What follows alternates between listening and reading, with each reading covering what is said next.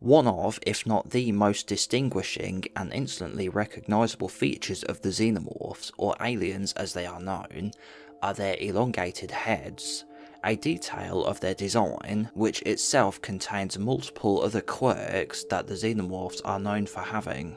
The shape of the head itself is a distinctive elongated cylindrical shape, but with no visible facial features other than their mouth.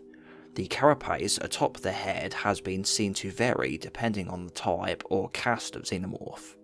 Some have a smooth dome, which can be either translucent or opaque, and others have been seen to have a more solid, sturdy, ridged head made from the same material as the rest of the exoskeleton. For example, the main visual difference between a drone and warrior caste is the type of head dome. A young drone will have a dome-style head, but as it ages and matures, parts of its exoskeleton will harden into tough protective armour, mainly the dome itself, and the xenomorph will become a warrior.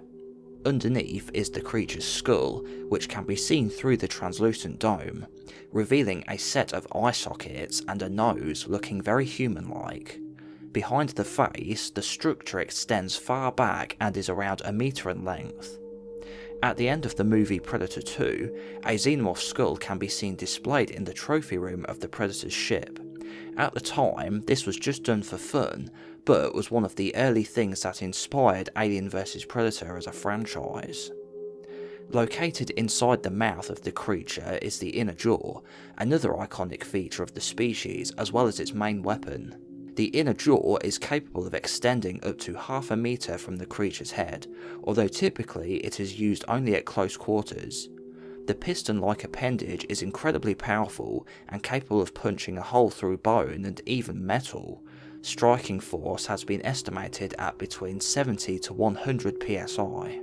The inner jaw is chiefly associated with the creature's signature method of killing, the head bite, whereby the jaw is used to pierce the victim's skull and destroy the brain within. However, the jaw is not only targeted at the victim's head, and has been also used to deliver fatal strikes against other sensitive areas of the body, including the neck and chest. Xenomorphs are commonly seen to pause before delivering a blow with their inner jaw. Typically, the creature will slowly peel back its lips and open its mouth, before the inner jaw suddenly shoots out with incredible speed. This process is accompanied by a rising hissing sound. A theory is that these actions indicate that it may be necessary for the xenomorph to gradually build up in advance the potential energy required to propel the jaw with such devastating force, essentially charging up the attack. The proboscis upon which the inner jaw is located is prehensile, although for maximum effect it is locked straight and rigid when being used to deliver a blow. It is unclear if there is any biological function of the inner jaw other than a means of attack. When comparing the tongue to animals with similar jaws on Earth, it seems possible it might play some role in the consumption of food. This is backed up by the part in AVP Requiem when one xenomorph looks to be eating a dead person it had just killed minutes before. Although, as the dietary habits of the xenomorph have never been explored in depth, this remains speculative. On rare occasions, xenomorphs have been seen to extend their inner jaw even when not attacking prey, and to do so with far less speed and force than is commonly associated with the proboscis. Again, the reasons for this are unclear. The inner jaw also does not appear to be a permanently rigid organ. When Ripley 8 tore one from a deceased clone xenomorph aboard the USM Auriga, it was flaccid. This would imply that the organ is only rigid when the creature is alive, or more likely, when it is used offensively. Thus, the pause typically observed before the xenomorph strikes with its inner jaw may be the creature tensing it for deadly effect. Some life forms created from the black goo also develop inner jaws, and similar mandibles. For example, the Deacon from the end of Prometheus, and the Neomorph from Alien Covenant had jaws similar to a goblin shark. The teeth of the xenomorph are a metallic silver in colour as part of their biomechanical appearance. The Queen caste of Alien has a different shaped head to those of its underlings, being articulated towards the front half and is surrounded by a huge head crest which reaches back over 2 meters and spreads out towards the rear. Praetorians share this same feature, but a smaller version, as seen on both human-born Praetorians and the Predalien. Xenomorphs notably lack lens-based photosensitive visual organs, however they nonetheless possess several keen senses. First and foremost, the creatures have sensory structures along the sides of their extended skulls that are capable of perceiving atmospheric vibrations. Given the lengthy structure of the head, which gives the creature a wide field of hearing, this is thought to be the Xenomorph's primary means of rationalising its environment, a form of biological sonar similar to that employed by terrestrial bats.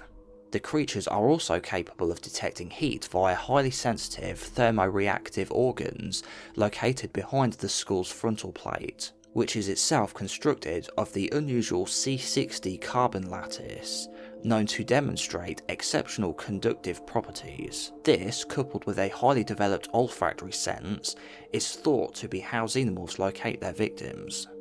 Their sensitivity to pheromone signals would also help to explain why the outer cloak is ineffective against them. Finally, despite the absence of traditional ocular organs, Xenomorphs possess largely vestigial photosensitive organs flanking the frontal plate. These rudimentary visual receptors are thought to grant the creature the necessary depth perception required when attacking prey. It is possible they also aid the creatures in seeing each other, as Xenomorphs produce no notable body heat, a fact that would otherwise render them blind to their own thermal receptors. If the head is damaged, it will bleed and then heal, leaving scar tissue, showing the dome does indeed have blood flow to it. Examples of this are the grid alien from AVP, who was damaged by a Predator net launcher weapon, Specimen 6, who was branded by Weyland-Yutani, and while not yet confirmed, the photos of the alien from Alien Romulus show the Xenomorph may have some kind of damage to its head area. What are your thoughts about the Xenomorph head? I find it really creepy when you can see the skull underneath the dome. I think a cool thing they could do in a future film is maybe have one of the characters in the dark shining a torch around, and then he turns around and the alien is right there in front of him and the torch illuminates the skull just before he gets killed by it. I think that could make for a scary moment. Something that is interesting to mention is that when they were making the first movie, sometimes the dome actually appears almost white at some points. This is because it would get foggy if the conditions were humid. This is best seen at the part just before it kills Brett. Thanks for watching, make sure to like the video if you enjoyed it, and I'll catch you in the next one.